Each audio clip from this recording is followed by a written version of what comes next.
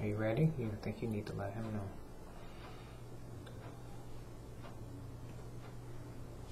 Welcome to the In My Opinion Show with Ronald Robinson and friends, seen on the internet 24 hours, 7 days a week. You can also view the In My Opinion Show on Flint Comcast Cable Channel 17 every Saturday at 6 and every Wednesday at 8:30. You can also view the In My Opinion Show 7 days a week on Detroit Comcast Cable Channel 68, 7 days a week. I want to welcome my very learned co-host, Mrs. Denise Smith-Allen. Hi, Ron. And Mrs. Jackie Williamson. Hi, Ron. Welcome all to the In My Opinion Show. Let's talk about the African American mythology.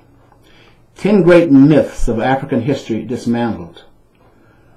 What America does not want its citizens to know about its history.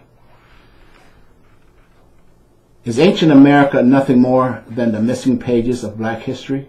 Perhaps so.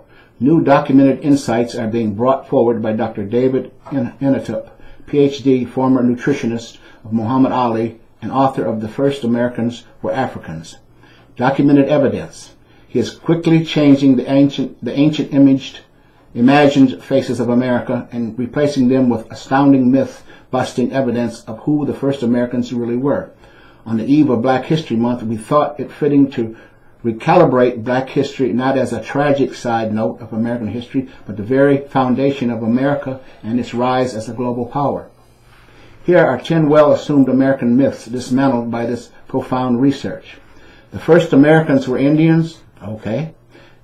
This is the one everyone knows to be true, right? Dr. David's book gives detailed evidence about this fact. He says there are tens thousands of years of African travels to the Americas before the Indians arrived.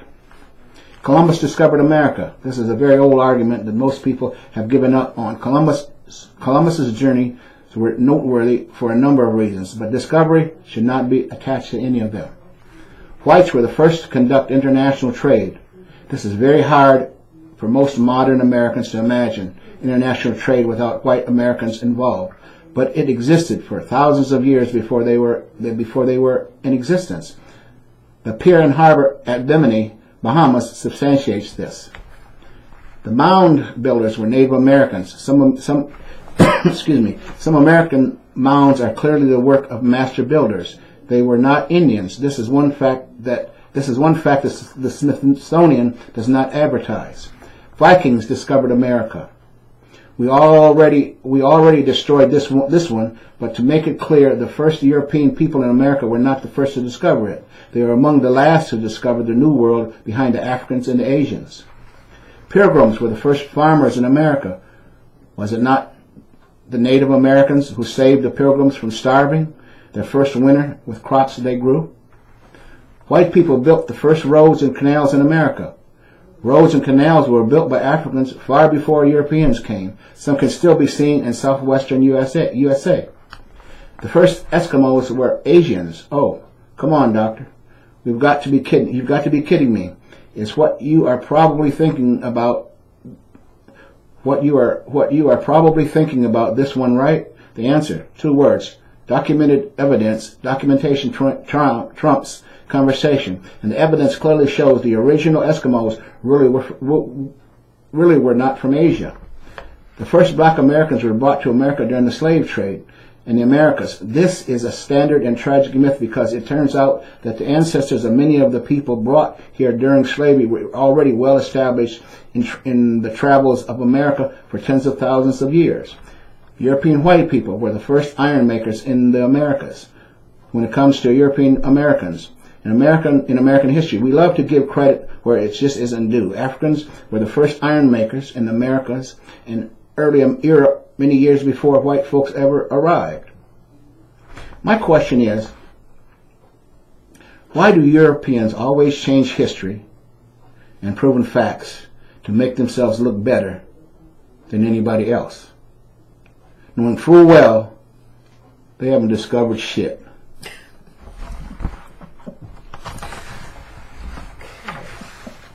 These claims are easily substantiated with evidence in every case. In short, the doctor has laid out the blueprint for correcting American history, and every American should be willing to learn about their first founding fathers. This is the foundation of the America we know and love, and everybody should be proud of our collective American heritage. It's also a part of what makes us great. So this Black History Month, we should also celebrate the contributions of the great African American founders who made it possible for others to walk in their shadows even while they were being written out of history. In short, we should celebrate Black history every day, because without Black history, there's really no American history. It's really that simple.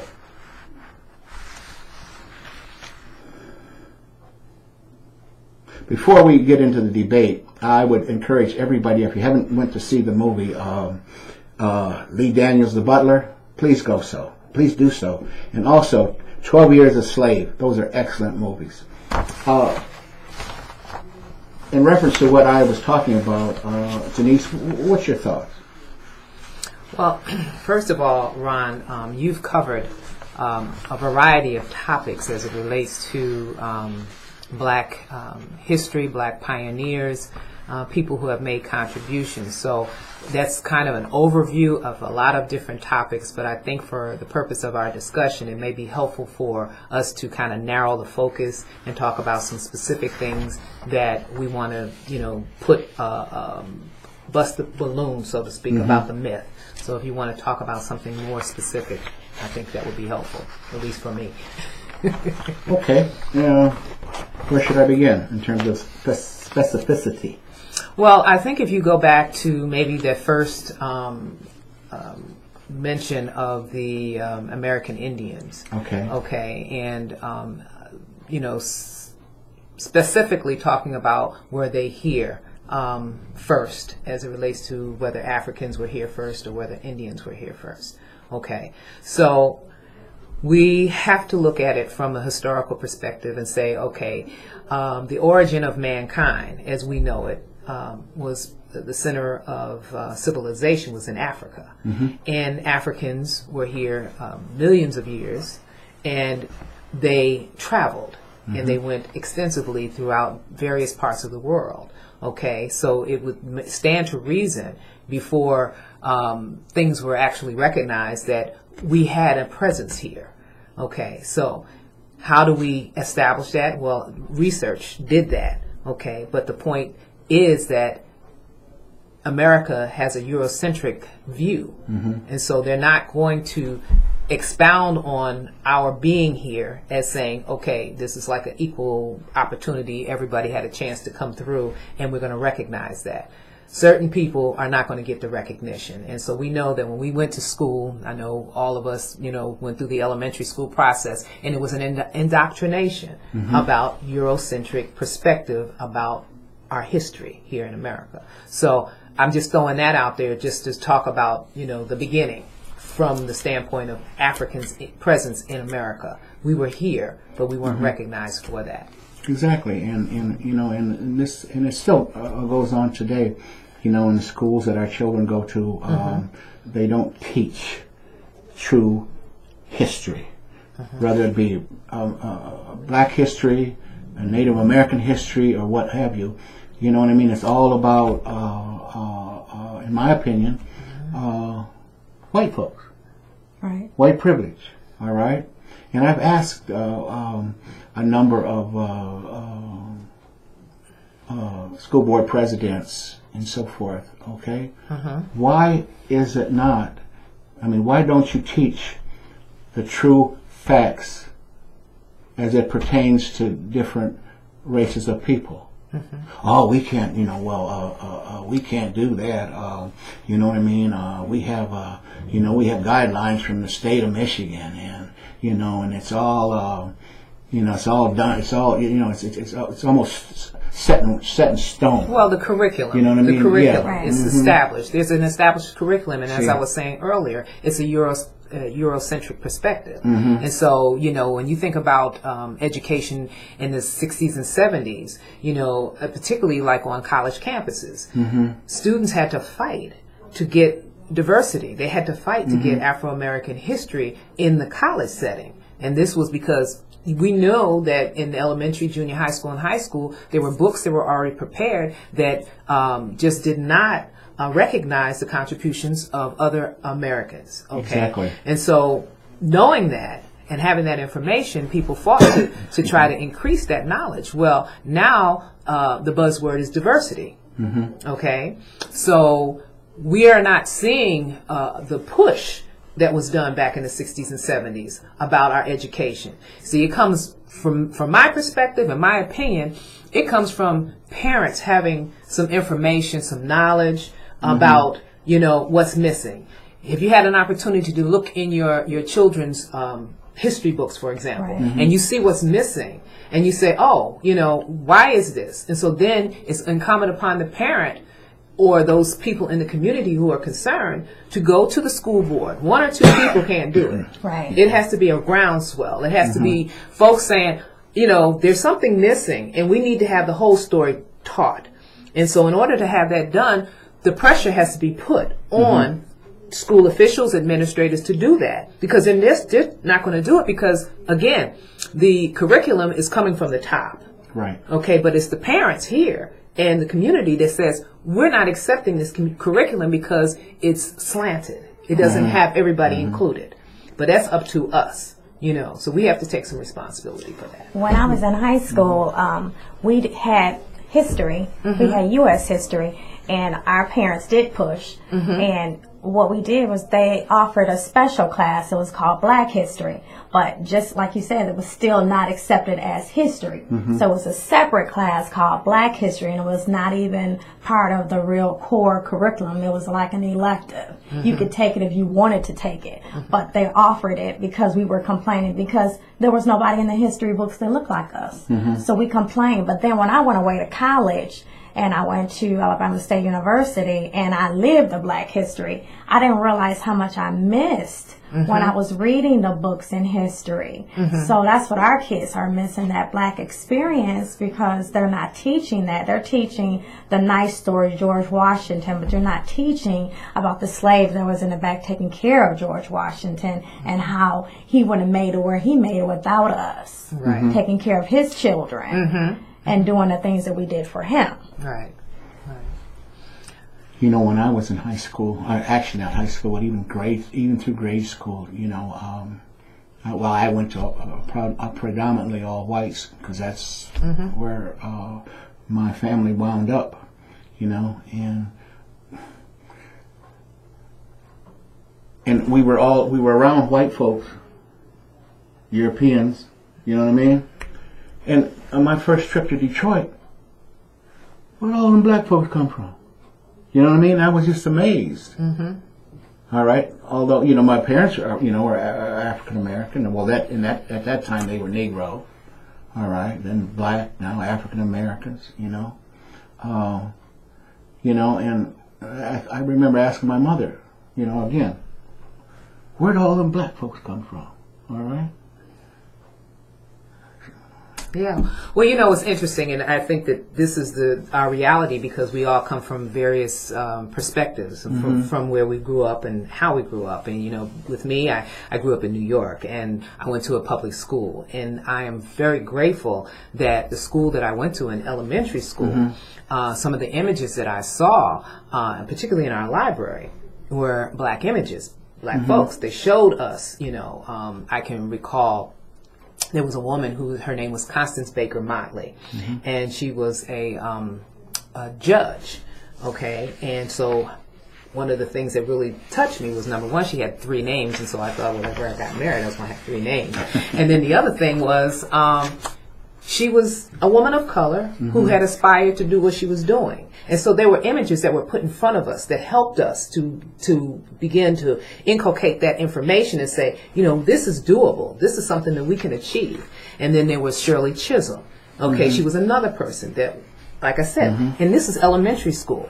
And this is why I really credit those educators, because back then, of course, there were people who were not interested in sharing that information. But the school that I went to was predominantly black. And so those educators, white and black, took the time to make sure that we had relevant information. And then a library opened up outside of the school system the Langston Hughes Library. So at that particular time, then I could walk 3 or 4 blocks and go down to that library, and I spent hours listening to Malcolm X speeches and different people like that. And so it just helped to formulate a consciousness, you know, and that was one of the things that I really appreciated about where my environment, you know. And so coming to Michigan, and, you know, I've lived in Philly, so seeing what is lacking so much in our perspective about who we are. If we don't get it when we're younger and have a good grasp of what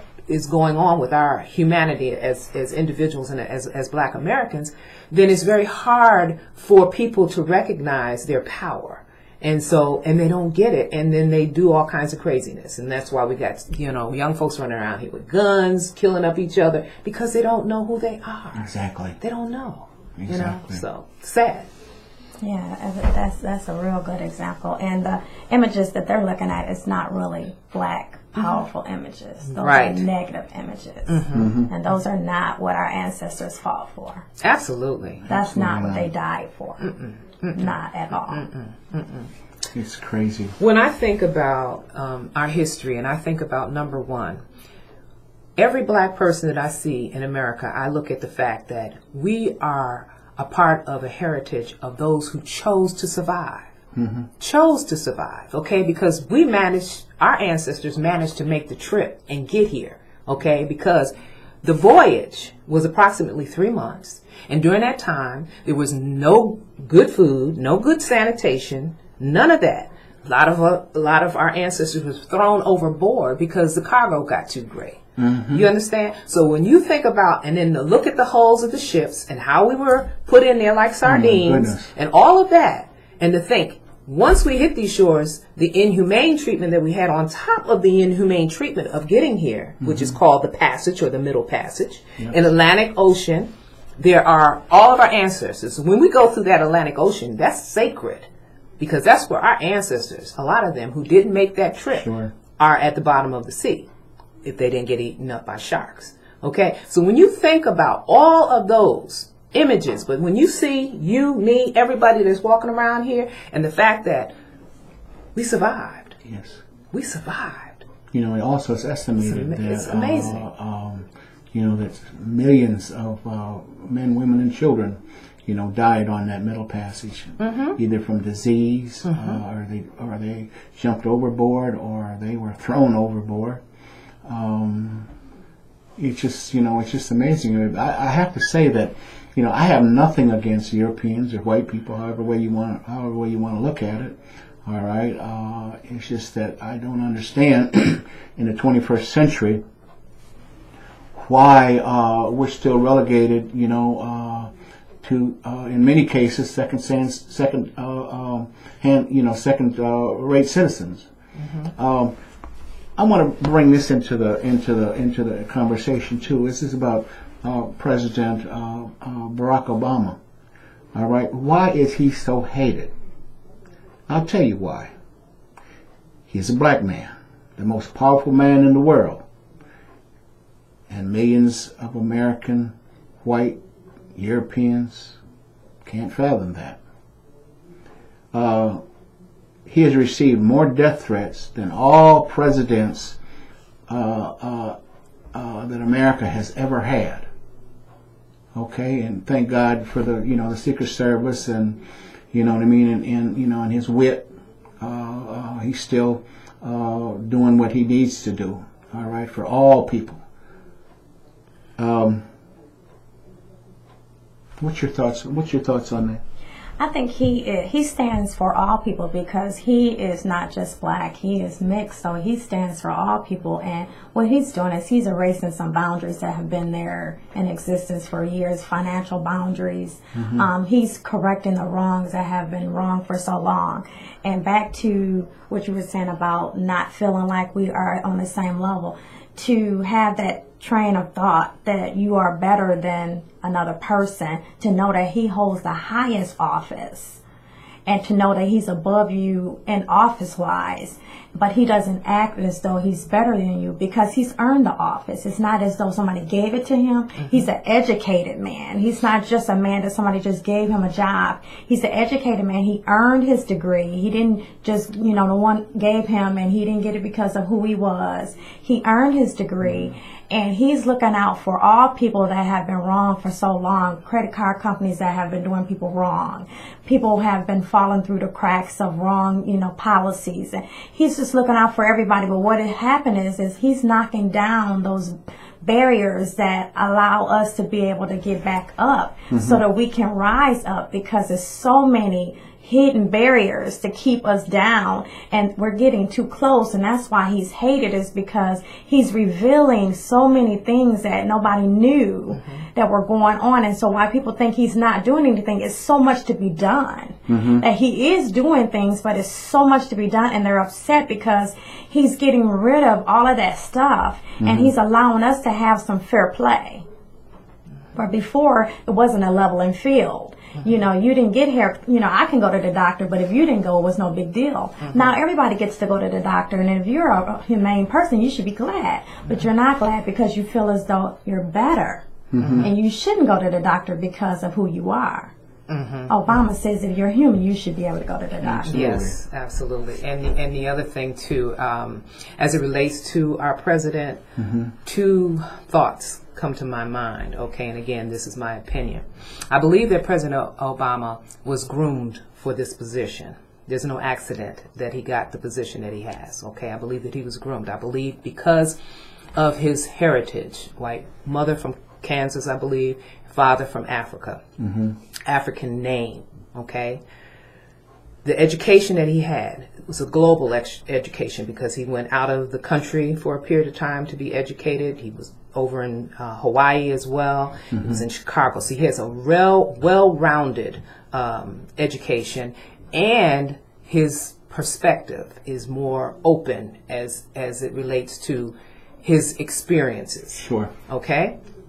Having said that, I think that ultimately, regardless to whether he is a biracial person or not, from the standpoint of how white America views biracial people, they still see them as black.